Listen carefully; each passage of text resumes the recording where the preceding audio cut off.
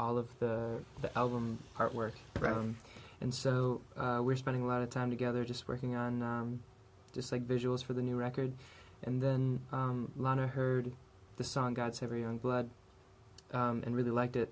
So we got in the studio and she like sang on the verses, and just her voice, hearing her voice like in a studio on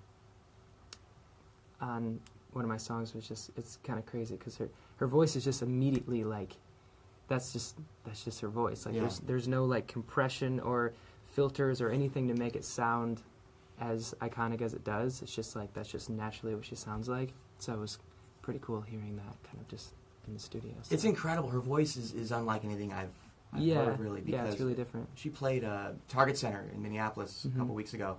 And there were times where I'm like, is she really singing up there? I know. And then she would, mid-note stop and say something to the crowd or acknowledge somebody. So, I mean, it's certainly her singing up there on stage, but it's so great. And how can you possibly... It almost sounds like there's harmonies coming out of one person or something. Yeah. It's like a very just melodic tone she has, and it's so precise. Yeah.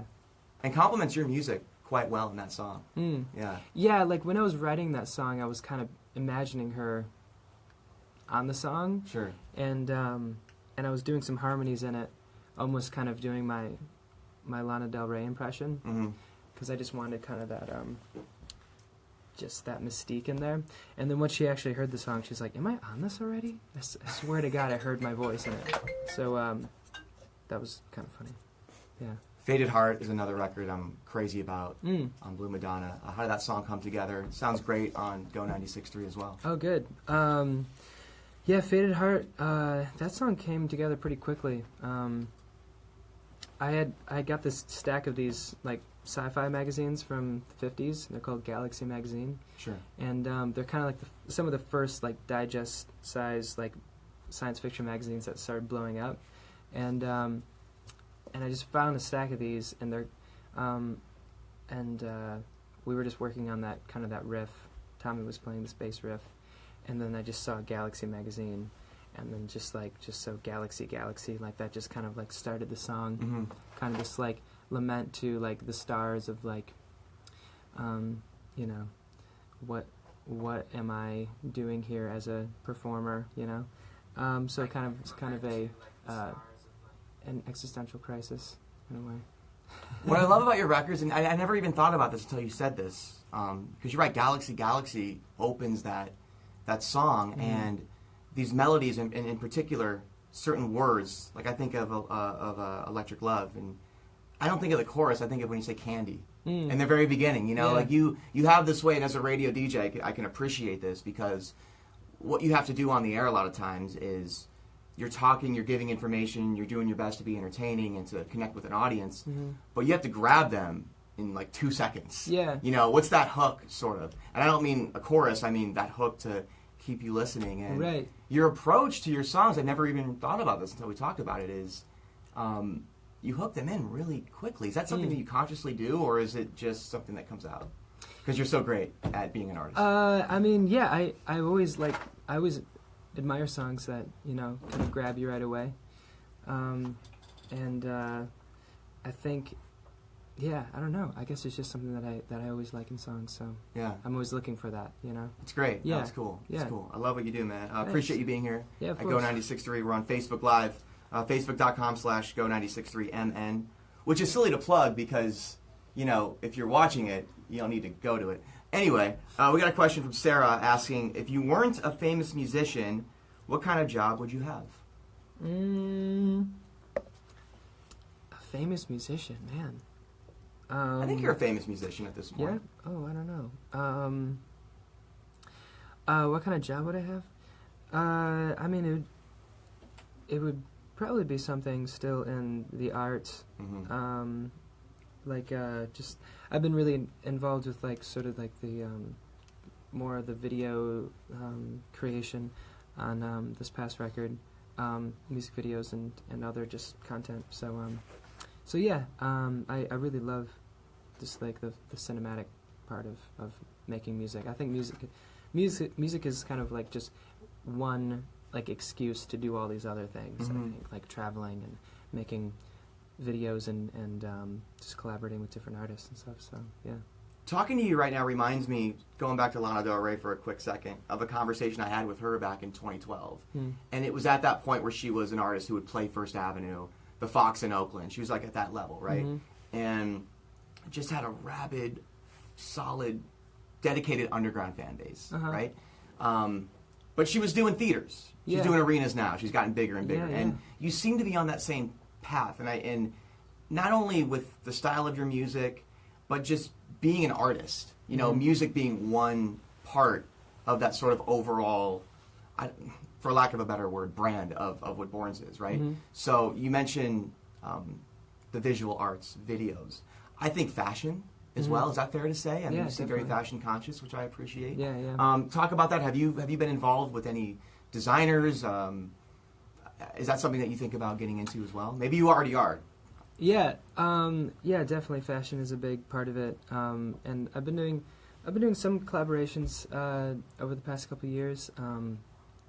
I've been working with Gucci a bit, and they've been very gracious with their new clothes and styling me for tour. And Alessandro, the creative director at Gucci, is like, I love his imagination and his kind of sense of humor. With clothes, because it's he's really just going there, which is really cool. On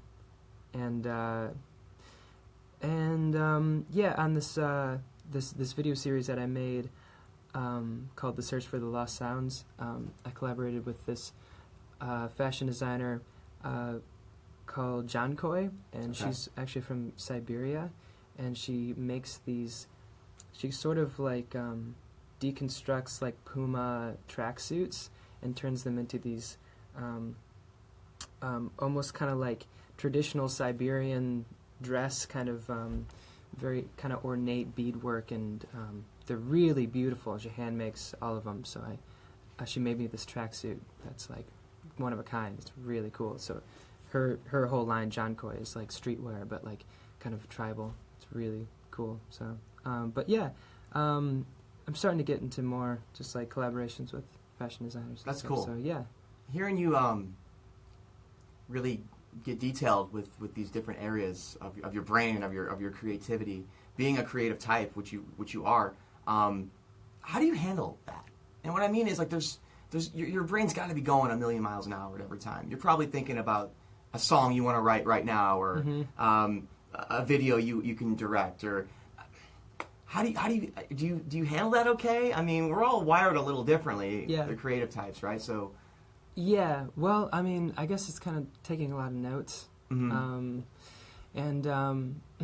think whenever I'm on the road, that gives me a chance to like think about what I want to be making next, and just in the studio, and so I feel like whenever I'm in the studio, I'm thinking about the road, and whenever I'm on the road, I'm thinking about the studio. So. So yeah, it's kind of it's a nice balance, I guess. But yeah, I don't know. Sometimes I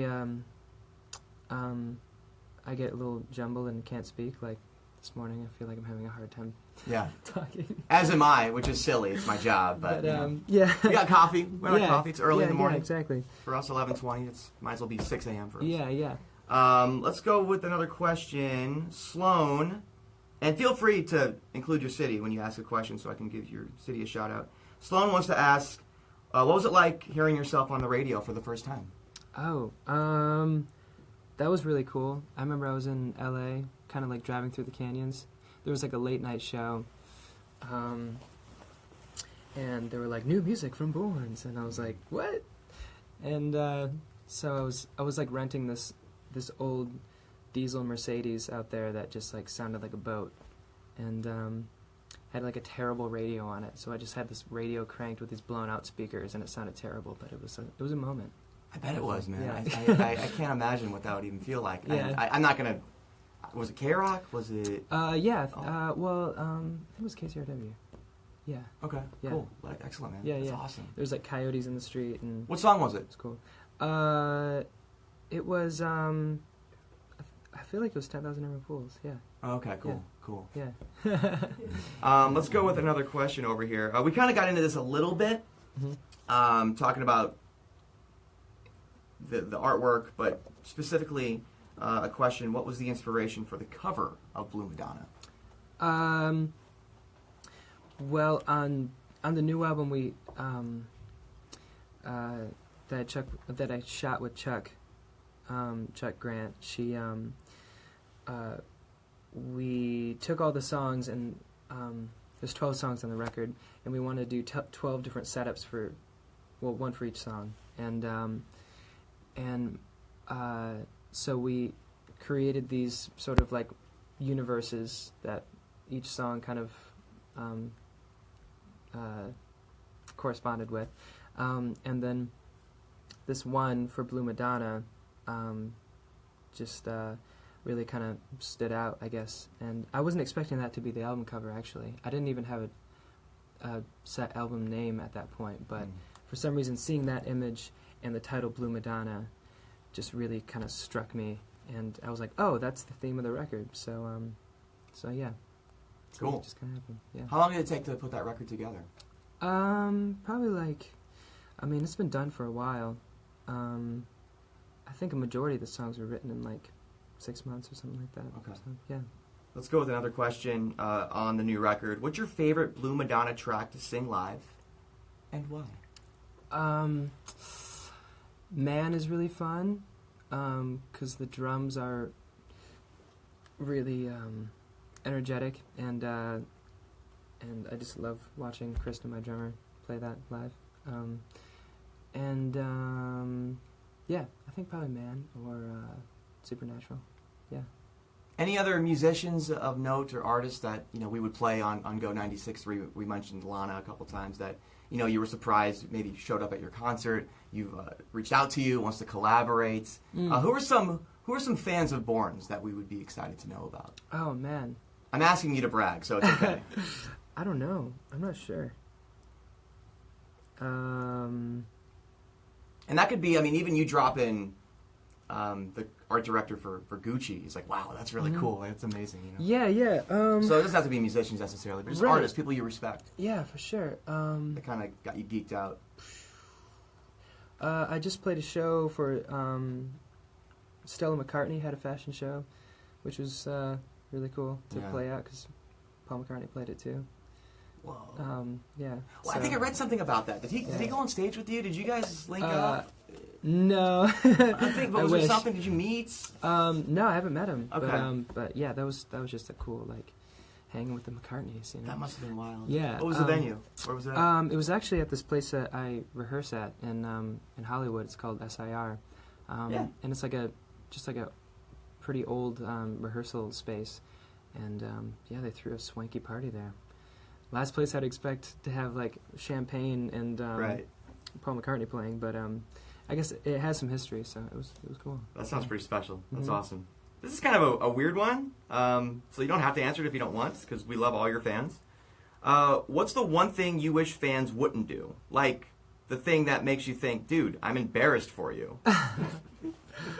That doesn't have to be a general question, but was there ever a time at a concert where you saw someone just, I don't know, 0 to 100 from the entire show, or they won't stop crowd surfing, or was there something that you saw in the audience once where you were like, yo, you can tone it down a little bit, or maybe stop doing that. Let's be safe out here. Oh man, I don't know. I like I think anything that fans do to enhance a show is okay with me. I'm all about kind of pushing the boundaries, keeping it weird, because that just inspires me to perform better, I guess. Yeah. So yeah, not really. I mean, when David Bowie died, my brother posted something on Instagram that really inspired me, and he's a musician as well, and guitar player, androgynous, loves Prince, it's his favorite artist, and when David Bowie passed away, he posted a photo of him and said, before the weirdos, before the punks, there was David Bowie. You know what I mean? And it's like, when I look into a crowd and I see people enjoying themselves and expressing themselves, it's inspiring. And I see that with your audience. The one time I saw you at First Ave a couple of years ago, there was a lot of that going on, and it was very cool and inspiring to be around. And I mentioned at the top of this interview, it's an energy and vibe I don't know, maybe I've felt 2 or 3 times since I've lived here. So Wow. your fans are incredible. Like they really are very devoted to you. Absolutely. And it's cool to see. Yeah. We'll go a couple more minutes here. Again, feel free to submit some questions. We'll probably go for another 5 minutes, Kenny? I have a question. Or so? Okay. Yes. Ooh. What would be Laura, the take that opening... microphone over there.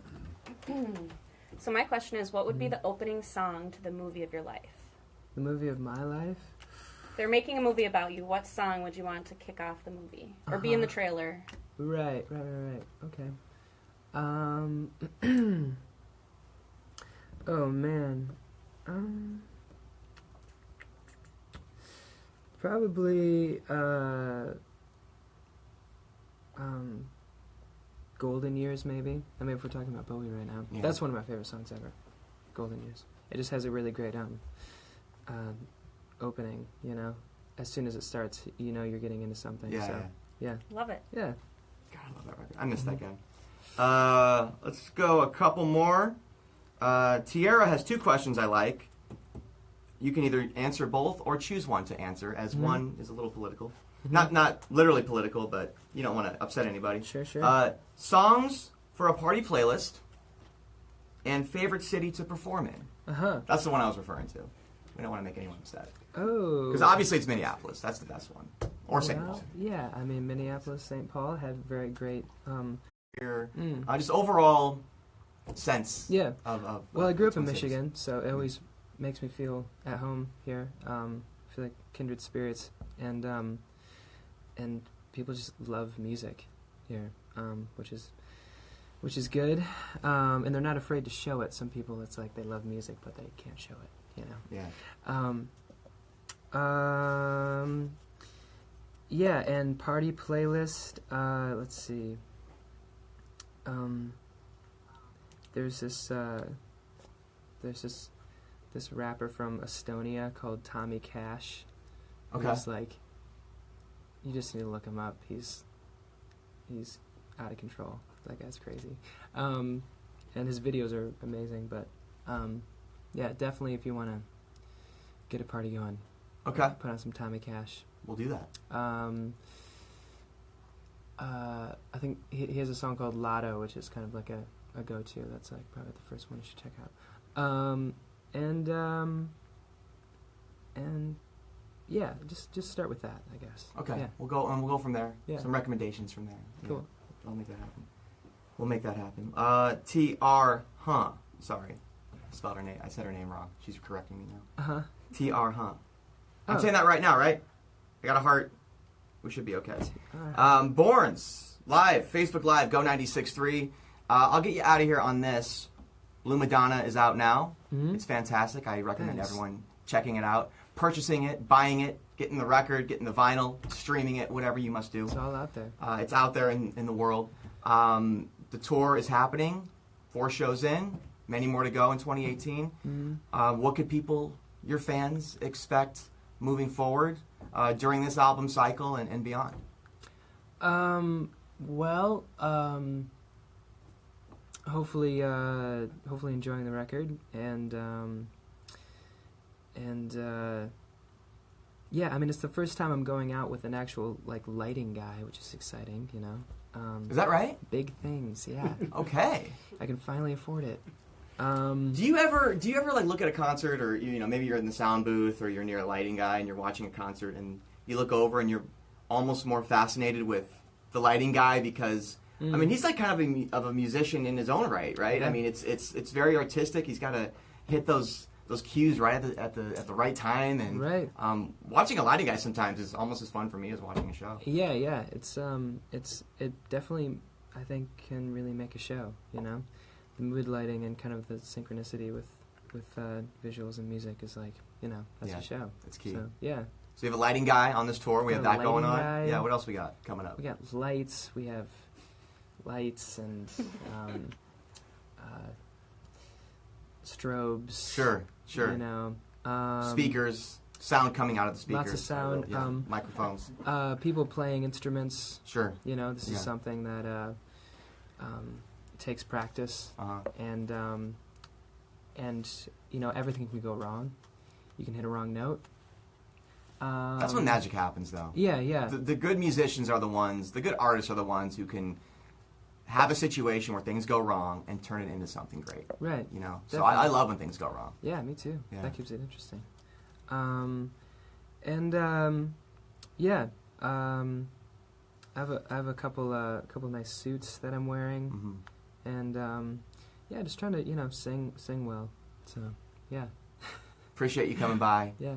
Enjoy yourself in St. Paul tonight at the Palace Theater. Gorgeous venue, one of my favorites I've ever been to. I think you'll feel the same way. Yeah, I'm stoked. And hopefully we'll have you back in the Twin Cities very soon. Definitely. Thanks Good for having me. BØRNS, thank you. Cheers. Lovely. Very good. Thank you, guys. All right. I apologize for all the noise. Hi, guys. Oh, Thanks for you're totally watching. fine. See you Bye, tonight. Facebook.